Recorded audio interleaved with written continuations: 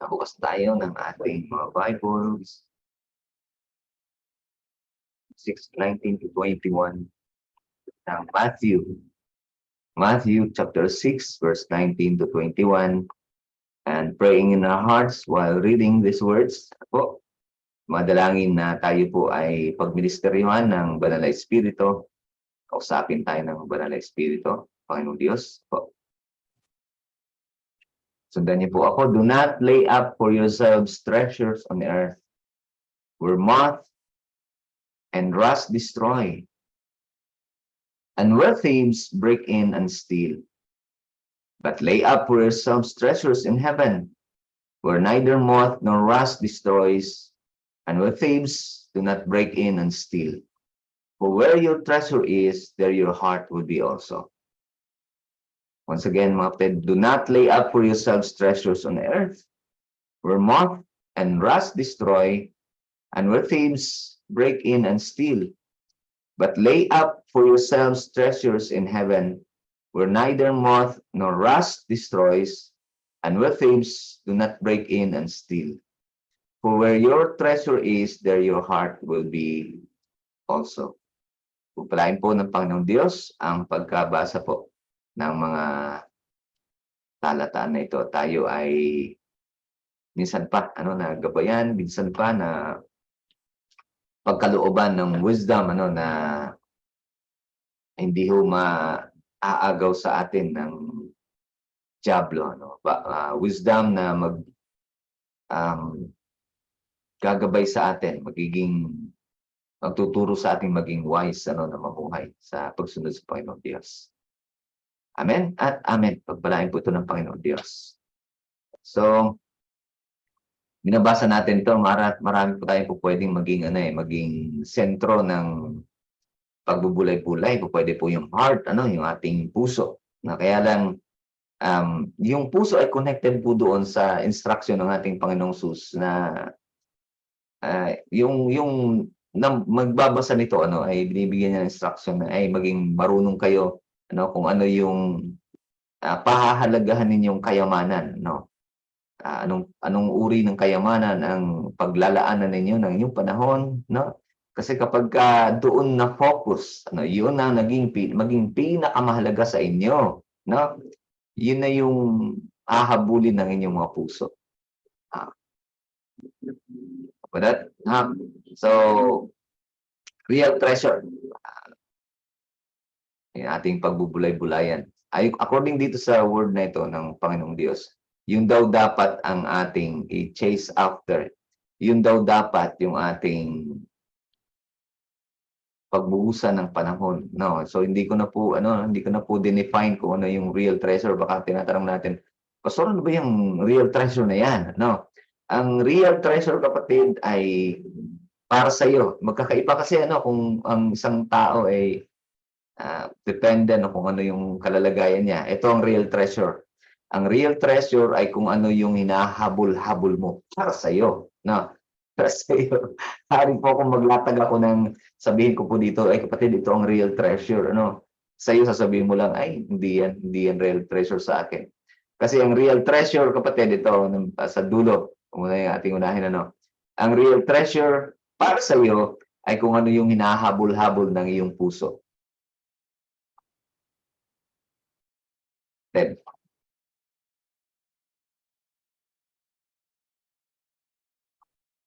bulay-bulayan, papasukin sa puso. Ano ngayong oras na to? Ano ba hinahabol ko?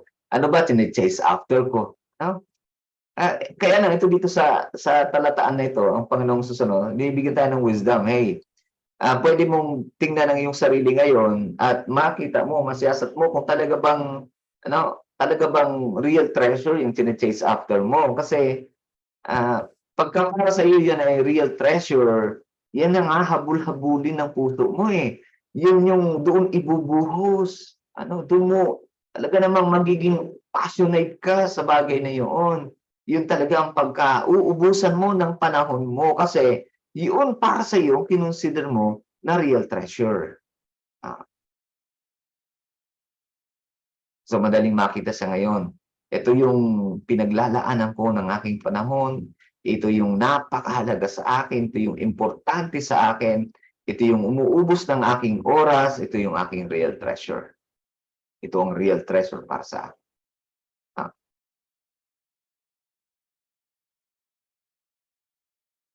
Intindihan, kapatid.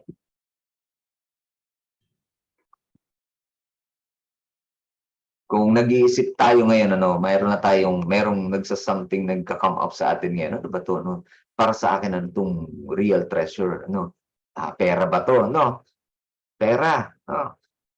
Kaya, ang Panginoong Hesus dito, pera yung ano, pinag-uusapan, eh. Sabi niya, alam niyo, kino-contrast niya dito yung pera, eh. Sabi niya, pagka pera para sa inyo ngayon ang real treasure, sabi niya, siguraduhin niyo ano, itong dapat maintindihan ninyo, moth and rust will destroy that. Sabi gano'n ng Panginoong Hesus.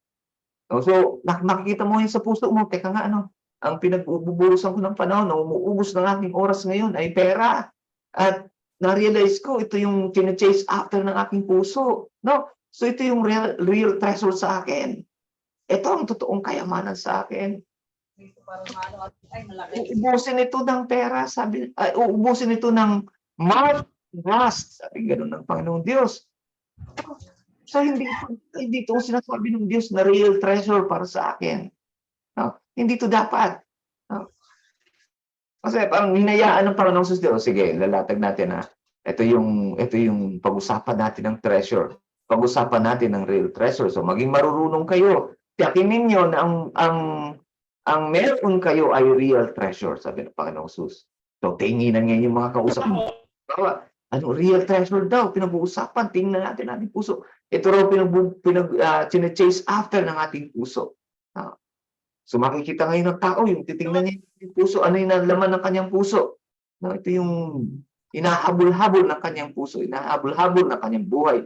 Dito na uubos ang kanyang panahon. Tapos marirealize niya, makikita sa puso niya, ang laman ng aking puso ay ang Panginoong Hesus. No? Ito yung nahabol ko, ito yung mahalaga sa akin, ang Diyos ang mahalaga sa akin. No? Yes, sabihin ganun ng tao, na nakita niya ngayon, ang laman ng kanyang puso ay ang Panginoong Hesus. No? So, may-apply niya ngayon, okay, yung nasa puso ko is real treasure. No, bakit?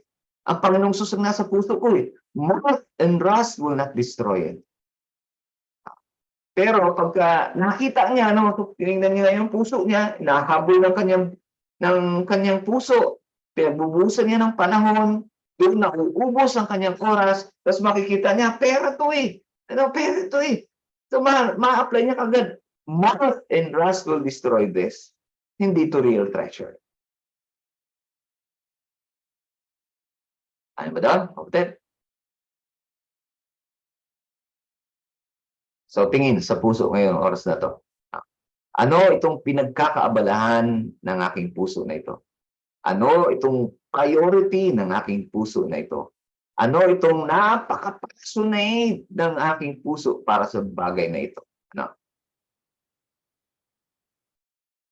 Pagka naging seryoso, kapag naging tapat lang sa sarili, makikita niya kung ano yung laman na yun ng puso niya. And then, maalam mo na kung real treasure yan. Pagka nakita na, teka, parang hindi ito real treasure. No? Kasi pagka hindi siya real treasure, iwawasakin siya, tapos hindi siya makakarating ng langit. No?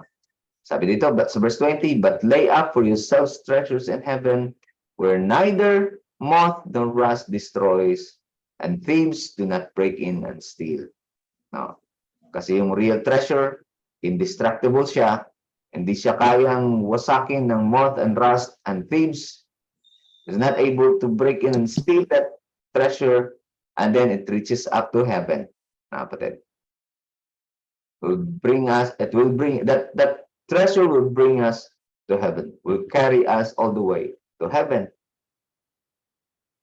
And doon mo maintindihan, real treasure yung akin nasa puso.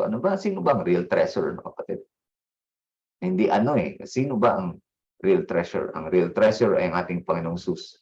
Kapag ang Panginoong Hesus ang ating naging priority, ano, ang lumago sa Kanya, ang ating chine-chase after, ang ating pursuit, ano, ang mahalaga sa atin, lumago, lumalim sa pagkakilala sa Kanya, kagaya ng sinasabi ni Pablo, kung pinagsusumakitan ko, pinakamahalaga sa aking buhay, kinonsider ko ang lahat ng bagay dito sa mundo na garbage, ano, kung ikukumpara sa bagay na ito na hinahabol-habol ko, ang makilala ko ng lubos-lubos ang aking Panginoong Hesus. And that is real treasure. Amen. Oo. Ang nakakakita ano ng real treasure na ito ay ang Diyos. Of course, nakikita niya kung ano laman ng ating puso. And then tayo. Kaya lang minsan, diablo na ito, kapatid, ano, itong trabaho ng diablo sa buhay natin ay tatakpan yung ating paningin. Hindi natin makikita kung ano talaga yung chase after natin. Bububos yung oras natin, nandun na, ububos yung panahon natin. Wala tayo halos panahon sa bagay na may kinalaman sa Panginoong Diyos. Then yun po yung real treasure para sa atin, no? At kapag ang biyaya naman ng Panginoong Diyos, paunawa niya sa atin kung ano yung ipakikita niya sa atin, bubuksan yung ating mga mata, makikita natin kung ano talaga pinagbubuhusan natin ng panahon.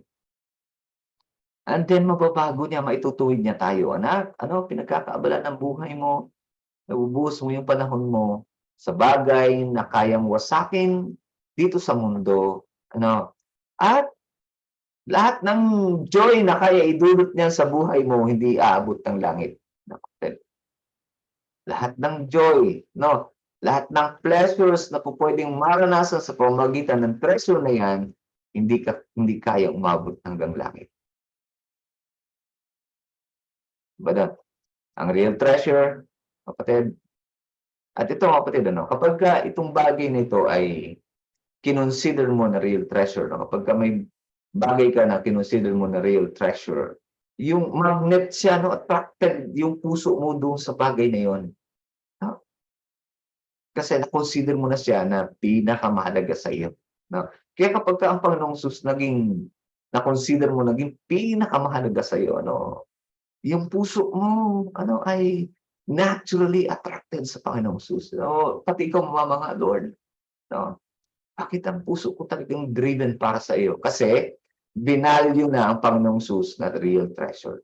Kinonsider na ang Panginoong Hesus ang pinakamahalaga, ano, pinaka-valuable na treasure dito sa mundo.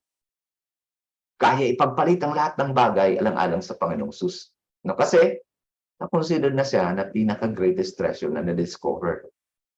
Kaya walang problema sa puso. Ano, ang puso, sunod ka agad. No? Pag mga bagay may kinalaman sa Panginoong Hesus, driven ka agad ang puso pagdating sa Panginoong Hesus. Kasi nailagay ng Panginoong Hesus doon sa pinakamataas na kalalagayan. You are, O Lord, my greatest treasure. Nung ma-discover kita, Panginoong Diyos, you are the greatest treasure na akin na naranasan, na-discover, na tuklasan. Wala nang problema ang puso pagsunod sa Panginoong Hesus. Ay, madam, kapatid. So, sa ating tingnan ng ating puso. Ano yung naka-occupy doon sa pinaka-importanting sulok ng ating puso? Ano naka-occupy? Kasi yan yung real treasure para sa iyo. Yan ang kinukonsider mo na real treasure. No? Yan ang hahabol-habulin ng iyong puso. No? Yan ang papahalagahan ng iyong puso. Amen? Ang blessing, yung umaga na ito na ating maririnig sa ating Panginoong Diyos, magagawa ng Diyos sa atin ay maipakita sa atin sino yung nakaupo doon sa ating puso na yun. At kapag naipakita ng Panginoong Diyos sa atin at naipakita sa atin na, Lord, hindi pala ikaw naka-occupy na sa aking puso, Panginoong Diyos. Yan, lumapit sa Panginoon, surrender yan. Lord, bakit ito nakaluklok dito sa puso ko? Ialis mo po ito, Panginoong Diyos. Ikaw dapat ang nakaupo dito sa puso ko. Sa iyo dapat attracted ang aking puso. Ikaw dapat ang priority. Ikaw dapat ang hinahabol-habol sa iyo. Dapat nauubos ang aking oras, Panginoong Diyos. Ikaw ay makilala, ikaw ay maranasan, ikaw ay ibigin, ikaw ay paglingkuran. Ang dapat na umuubos ng aking panahon ay mga bagay na may kinalaman sa inyo. No? Kasi kapag ganun po ang priority ko, kapag ganun po ang aking ginagawa, Panginoong Diyos, yan ang real treasure. At ang treasure na yan, aabot po yan hanggang langit, aking Diyos. at indestructible po yan. Kahit anong persecution, kahit sino ang sumubok na ilayo ako sa inyo, Panginoong Diyos, I am indestructible. Kasi ikaw ang aking priority. Amen?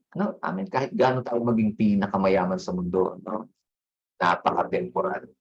Kayang-kaya tayo i-shake sa bagay na yan, mabawas ng konti. Nervousing ka na, magtaas lang ang dollar, nervousing ka na kapag kayo ang treasure natin ay bagay dito sa mundo, kayamanan dito sa mundo. Okay. Ay, madam. So, munting paalala po sa atin, mga kapatid. Sa atin, ating mga puso, anong kumakain ng ating oras, anong umuubos ng ating panahon dito sa mundo. It must be God. It must be the Lord. Anong enjoy natin na pinagbubuhusan ng ating panahon must be our Lord. Knowing our Lord, having fellowship with Him, worshiping Him. Yun yung ating ito yung aking joyful na hour. Ang joyful na hour sa akin ay yung time spent with my Lord, with my God. Yun yung real treasure, kapatid. Abot hanggang langit. Ang puso mo ay doon nakasusumpong ng joy. Yung puso mo, yun ang gustong-gustong ginagawa. Kapatid. It means we have the real treasure. Okay po. So, nawa po ay meron pong naibulong ang ating Diyos sa ating puso. At may naiwan, napaalalahanan lang tayo kung ano sa atin talaga ang totoong kayamanan at dapat na pinagbubuhusan natin ng panahon. Kung tayo po ay manalangin.